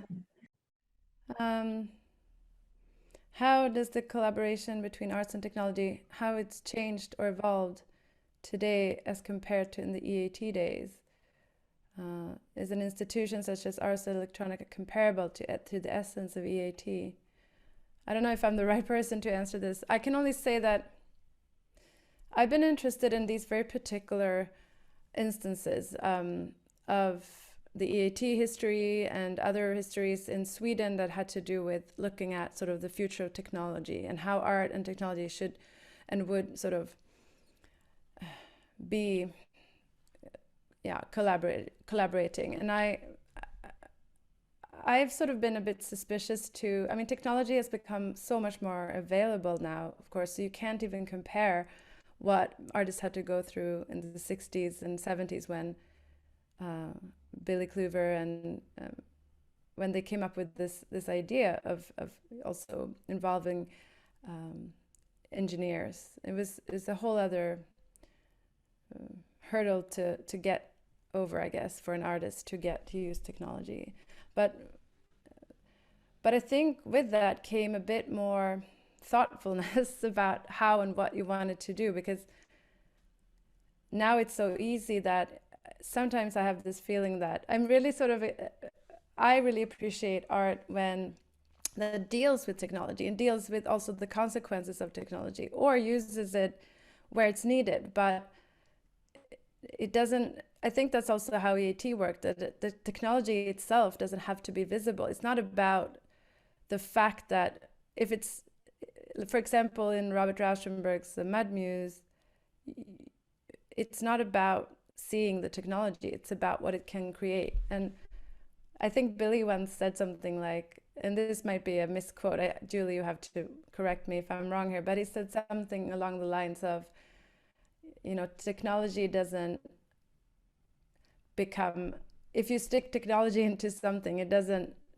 automatically become art. That technology is beautiful in itself and it doesn't become more beautiful if you put it up for display. So if you just stick a technology into something and say, oh, now it's super interesting art, it may not be. So I really feel like technology should be used responsibly and with a very clear purpose. And I love collaborating with people who know more about certain technologies than I do, but I also don't know. I wouldn't be able to say if there is anything comparable to E.A.T now, because it's the conditions are so different. But yeah. No, exactly, Anand. I mean, the condition, it's so different. I mean, E.A.T was operating in an analog world, so to say, and so very much collaboration with artists and engineers. And now we're operating in a very different world. But I think the legacy or what it contributed was this idea of collaboration, of people working together, of artists, engineers, of scientists working together, but each contributing his or her own expertise to a project. So it's an idea of collaboration, a common goal, and cooperation. And I think this is the legacy, and you see more and more that's accepted, the work that you do working with a scientist to analyze your 10,000 questions.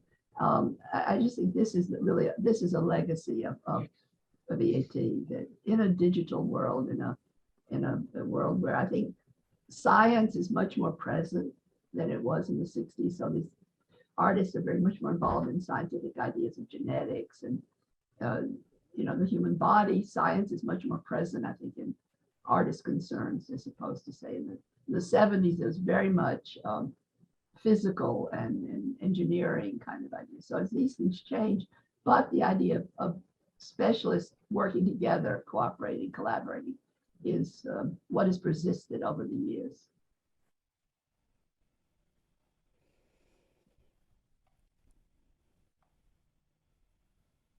Right. There's another question for Jed in the chat, also from Ranjit. He asks, fascinating to see how you have imbibed spirituality and the occult dimensions in your work. Could you open up your experience with the Indian ashram? Were you initiated? Did you read any specific books that influenced your works apart from the sensory memories from these spiritual exposures? Ranjit, if you'd also like to unmute and ask, you can let us know. Thank you for the question. Yes, I was initiated. I received Shaktipat from Swami Muktananda in 1976, and visited the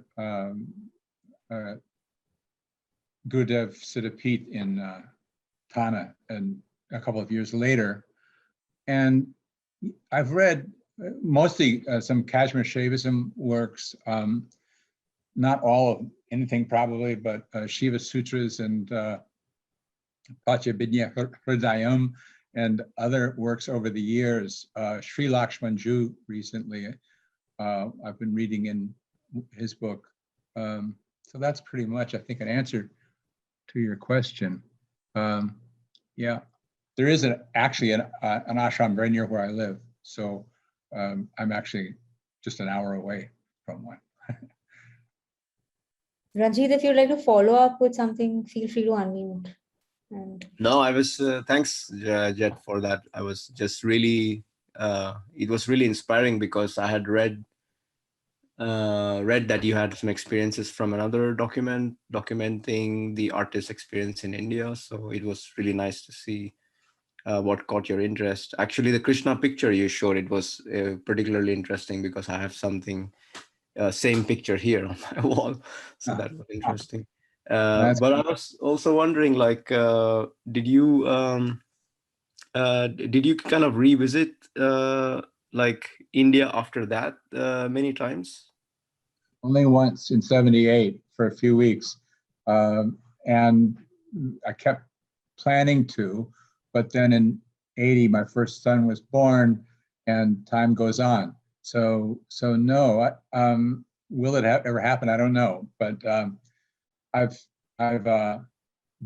had some contact with, actually I meant to mention the Gandhi family who started the Chemold Gallery, where Ghulam Sheikh still shows his work at Chemold Gallery, and they showed Ghulam and Bhupen years ago, and that was Keku Gandhi and his wife Khorshid, and their daughter still runs the gallery. So I've been in contact with all of them and their son Adil also, but only from this side of the ocean, not there. Okay, thank you. I think I just want to say, I think it's very interesting about Indian influence on artists' work. Two of the artists who went were very involved with Indian culture, both Lamont Young, Marion Zazila, and Terry Riley. And they went to India, and Lamont specifically to study with Pandit Pranath. And I think in the report, you can read some of his experiences. And Terry Riley, who more and more became involved with Pandit Pranath. So these two artists very much were involved with Indian culture and in their travels there. I think the others were more being introduced to facets of Indian culture, of the experience. It's interesting the two different ways that artists experience their trip. Absolutely. And Terry Riley's affiliation with Pandit Pranath was also a sort of, was it an offshoot of the E.A.T. American Artists in India? Yes, he was one of the artists who was part of the American Artists in India. And I think he says it in his, we did interview these artists when they came back, but these interviews are at the Getty Research Institute, so you have to go to LA to hear them. But he did talk about that he was supposed to or wanted to do a project at NID, but he got very involved in aspects of Pandit Pranath's work and spent most of his time with him. I think Steve Paxton, I was told recently, built a bamboo sculpture at NID, that he was there. I haven't been able to talk to Steve about this, but that he was at NID and built a sculpture, possibly some of the students. Others, Yvonne Rayner, I think, was not at NID, but did talk to students and had an experience about students asking her about why isn't your work more narrative. She demonstrated some of her work, and of course it was at that time quite abstract. And they said, where's the narrative in your work, from their experience of Indian dance? And so later, I think her work became more narrative and she became a filmmaker. So whether she would say this was formative or not, it is an interesting facet of her trip. Yeah, fascinating.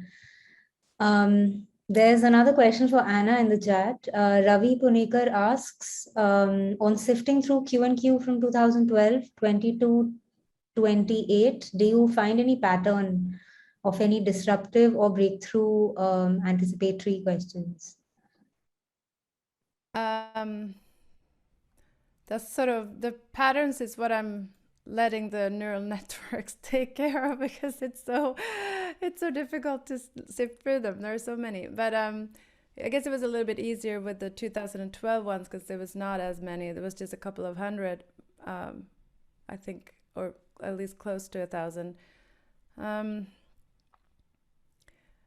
I mean, I can't say for sure now. I'm just gonna be guessing a little bit, but I think one thing I've noticed is that the questions from 2012, of course, they hadn't seen Trump, they hadn't seen the pandemic, so of course but it was a lot about anticipating, I guess, some changes in technology. There was a lot of worry about questions about sort of how will we value personal connections. It was a lot of worry about whether or not digital technologies would change the way we relate to each other.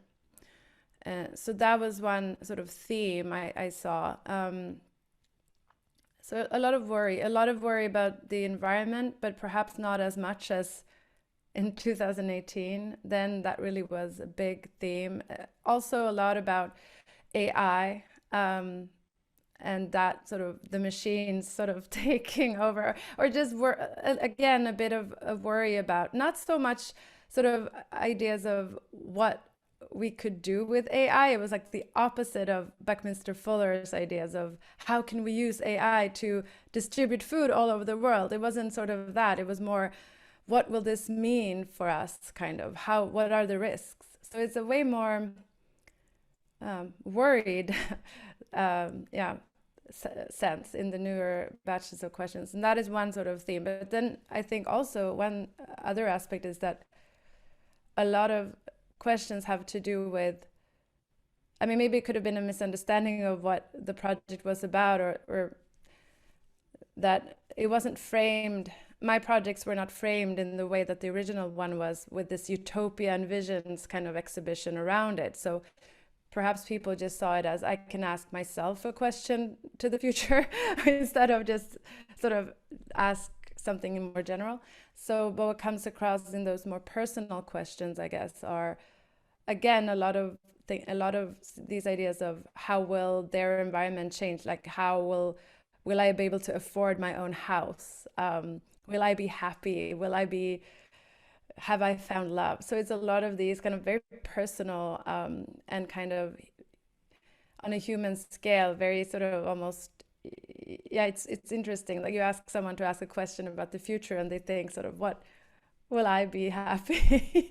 So I don't know what to say about that. It was just something that came across a lot, like in comparison to the old questions, and no one asks that. It was very much sort of a bit self-centered, perhaps. Yeah, but I guess I'm not this going is to say. also, yeah, sorry.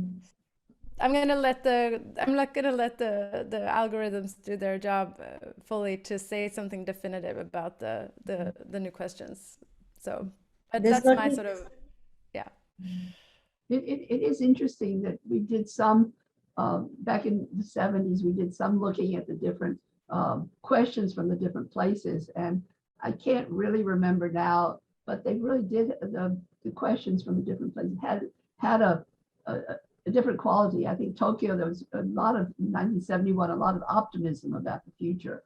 And the Indian questions were much more theoretical and spiritual in a way, but theoretical. And so the Swedes were a little bit more pessimistic about the future. So we didn't do this kind of deep dive that Anna's doing, but it is interesting that some cultural differences came out at that time of people's visions of the future.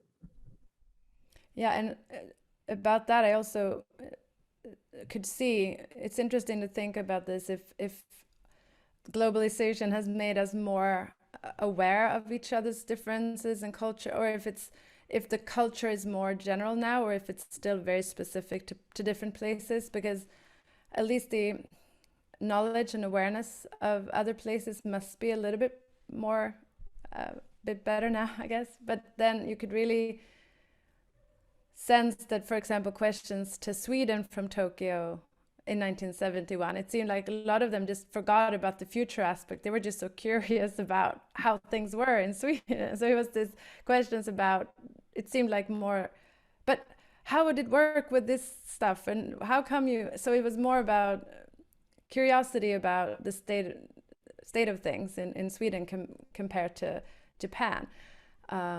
So you could sense in your project this sort of real excitement about being able to just ask someone how is, you know, how is this functioning in your country, kind of. And that doesn't, I didn't have this directional, you didn't pose the question to a particular place. It was more out into the world. Or to yourself, but just I would assume more out into just no place. But yes, definitely this cultural exchange was more apparent in your project, I think. But it's definitely something I need to consider a bit, especially with this new batch, which is a lot of the questions are, of course, some of them are international because a lot of people participated who are not Korean, but still there's a lot of Korean questions, and this is why I don't trust myself to interpret a lot of those, because I can assume that some of the questions that have to do with technology or AI, or they're quite general, they're shared by many people in the world, but some questions might be very specific to a Korean context. So, yeah. I think Manvita also had a question related to this. Manvita, would you like to unmute and ask? Hi, am I audible? Yeah. Hi, thanks for the session. I just wanted a follow-up question to Anna, whether her questions had any gender or age segregated overtones, like she talked about culture, but is it also gender and age? Thank you. Do you mean if I know the gender and age of my participants?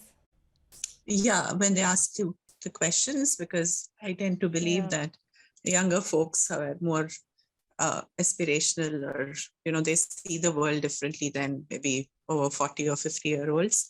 So just a curiosity. Yeah, no, the thing is, I sort of, when I started this project, that was in the US, and their age is super sensitive. It's this, I don't know if you agree with me, Julie, but I feel like it can be, you shouldn't discriminate because of your age. You don't have to say your, tell people your age.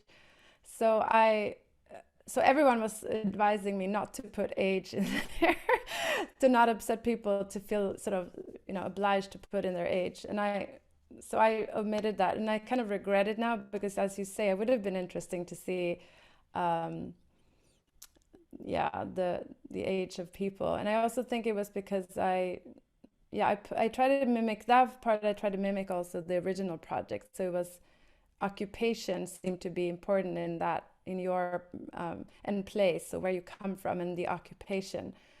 So no, I don't know necessarily gender. Sometimes you can tell by the name. Maybe it does, not always, but I think that is more easy to decipher. But no, age, I should have perhaps. I regret it a little bit. But maybe next time you have many more. Yeah, you have many more projects coming in, so maybe you might consider to write. Yeah. Thanks. Thank you. Yeah. There's a question from Salil in the chat. He asks, are there any remains of this collaboration which still exist today in museum, galleries, etc. in any city? I think he's referring to the E.A.T archives, and if where can they be accessed, or what are the museums and galleries that still host the archives? Well, the E.A.T archive from 1966 to 1993 are at the Getty Research Institute in Los Angeles. And they're safe, but it's very hard to access them. You have to go there. So sometimes I talk about a golden cage. They're safe, but the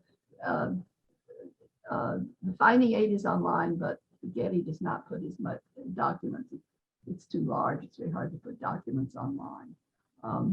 So I think one of the things that I'm working with colleagues here would be two things: to do a podcast about E.A.T, the story of E.A.T, working with Jakob Kierkegaard in Denmark, and also based on our work here, I would like to begin to put documents that E.A.T, reports, proposals, etc., make these available to people so they can be researched. So this is an artwork, but it's certainly information about activities now 50 years ago. And I think Jed and Anna could talk about where information about their works can be accessed.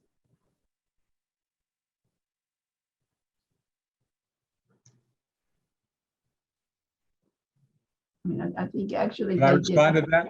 Yes, do. Okay. Well, yeah, I have a website, and it's jaredbarkstudio.com, and that's a place to find out about my work. Thank you. Thank you for that introduction. I don't remember. I don't know what the question was. How to access my work in general? No. Yeah, Right. the question was about collaborations, but I don't know whether there were specific collaborations at the that Salil is referring to, or is it to do with all of your works? Yeah. I mean, these, for me, it's kind of funny, I think, almost, that this project that I've been talking about has had a lot of sort of real life iterations in museums and in different places too, but a large part of it was always dependent on or relied upon the internet, or sort of this kind of that we're so used to now after the pandemic. So in a way, the project can survive without the real life iterations in a way. But I have to say that when we did this show in Korea, 2018, I really appreciated that aspect of it, to do this live and to have people really come and participate. And I hope that it comes back to that. So yeah, right now I don't have anything exhibited at the moment. I think it's still a bit, things are starting to open up, but it's still quite closed. So yes, my website, you can go to that. It's poorly updated. It's always never updated enough. But it's annalund.com. And yes, I saw someone put up the links to those web iterations of my project too. So, but I hope to keep you posted on something in 2022 because it's the 10-year anniversary of this original when I started this project. So, yeah. Right. I think Jed and Anna's work is mostly performative, so it's very hard to documentation is. I think Jed is beginning to make sculpture which can be shown. So that reason it's not necessarily in museums per se, but there's documentation of earlier performances. Right. There's another question for Julie. Ranjit asks, in the 60s and 70s, did the American artists encounter and work with the Soviet artists? And by any chance in India when you visited? I think in those years, the Soviet Union was quite closed. You really couldn't, you couldn't get there. You couldn't get information. I'm trying to think, when was I'm blocking on when the American exhibit in Paris, in Moscow. I think that was in like 65, 66. And then I went to the Soviet Union the next year on an exhibition that traveled to Moscow, Kiev, and Tbilisi, showing American art in Soviet Union. So I had contact with some Soviet artists. But it really wasn't until, certainly didn't encounter any Russian artists in India. And it really wasn't until later when the Soviet Union began to open up and we met Irina Nakova, a Russian artist who came here, and she actually stayed with us and made some art in the backyard, and has worked with technology with other technologies since. But she was really one of the first Russian artists that we met and worked with. And then, of course, it began to open up. But in the 60s and 70s, there was almost no contact with the Soviet Union. You also mentioned the podcast, Julie. So, and in our conversations, you've also been mentioning about the oral histories and accounts and experiences that you've been gathering from the artists who were a part of the E.A.T. What is this a sort of a series that the podcast form is taking, or how are you, like, how is it going to be published, or when are you thinking of publishing it?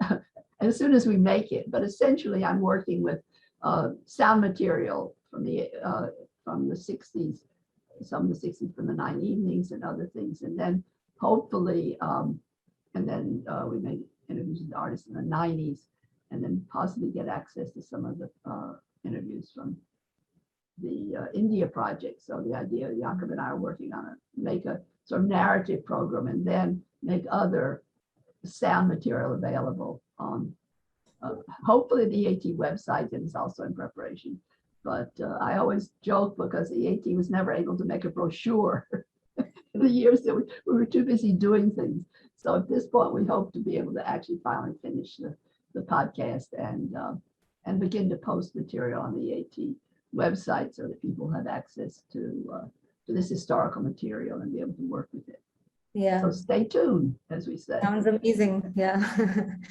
I think there's one last question that we could take from Komal. And Komal asks, what do you think about the directions that projects would take post-pandemic, considering the heavy role of digital technology today? I mean, that is if there is going to be a post-pandemic. The pandemic seems to be like... Maybe the new normal. Yeah, but any of you, Anna, Jed, if you'd like to respond to this, Julie. Well, one thing, obviously, the much more communication, digital communication, and collaboration that way. But with the I'm sorry to say, but being a little bit retrograde, one of Billy's comments was the human being is analog. So as much digital communication and working together, ultimately we are analog people and ultimately physical. So I think both will continue. And hopefully when the new normal with the pandemic is in control, there'll be works and exhibitions and travel so that people can get together and work together. But of course, the digital communication, digital works will also proceed. But I'll let Anna and Jed talk about their ideas for the future. Well, I mean, I was saying something to that before, but the fact that you can always find ways, and we are finding ways.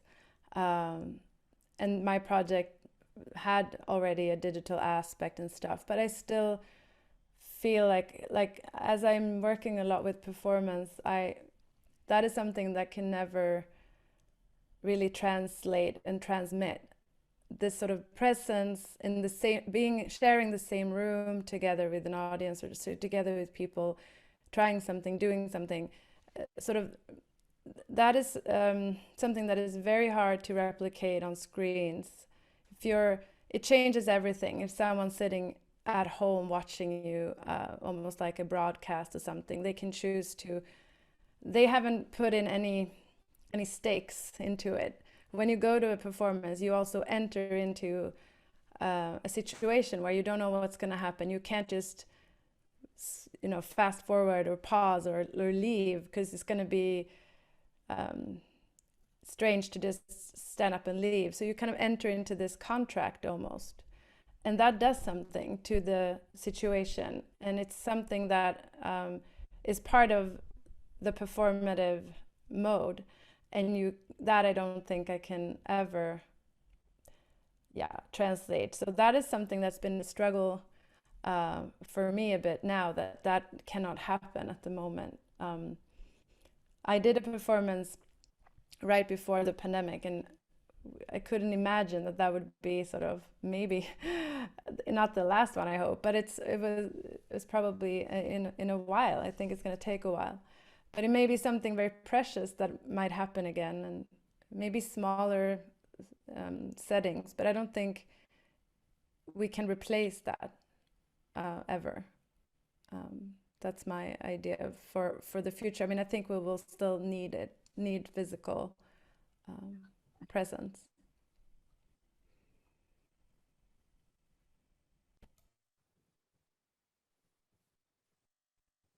So there's also Mimi, whose question we just missed. Mimi, would you like to just come on in and ask? Are you there? Tell her to unmute.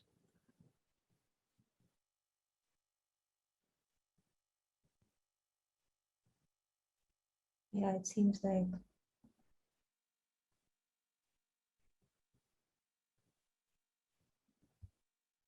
Are you there, Mimi? Would you like to put it in the chat if you're not being able to unmute? It's a mistake. I didn't mean to have a comment. Oh, okay. All right. Thank you. Okay. But I have to, this is my friend Mimi Gross, who is a visual artist, and I think has continued to paint and do very physical works during the whole pandemic. So hi, Mimi. Okay, amazing. So if any other sort of remarks, comments, or questions from anyone else, we've actually overshot time by a great deal today. So, I mean, if there aren't any other closing remarks, we could we could wrap up the session. It's been a super amazing conversation, for sure. Thank you so much, Julie, Anna, and Jed. I think it's you've also sort of opened up a very interesting space of with all the recollections and experiences that you shared, Jed, and Anna, your current sort of ongoing work, and Julie, your attempts at bringing the archives, gathering all of the scattered, as we've sort of spoken about many times in our conversations, the E.A.T archives across everywhere. So I do hope that some of these things that we've been talking about, we continue to inquire into and think through. And yes, thank you so much for all the general sharing today. Thank you, NID Archives, Tanishka, KMC, Dhananjay, Ashin, Lalita, Shriyasi, everybody who's been around. Thanks everyone for joining us. We look forward to seeing you again in the next session. We will be meeting again on the 10th of September with Alexander Keefe and Paul Purvis. So we hope that you all can join us. And yeah. Thank you very much. Any other remarks? Thank you. Thank you so so much. Thank you. Thank you. Thank you, Julie, Bye. Jed, Anna, Bye. and everyone who came today.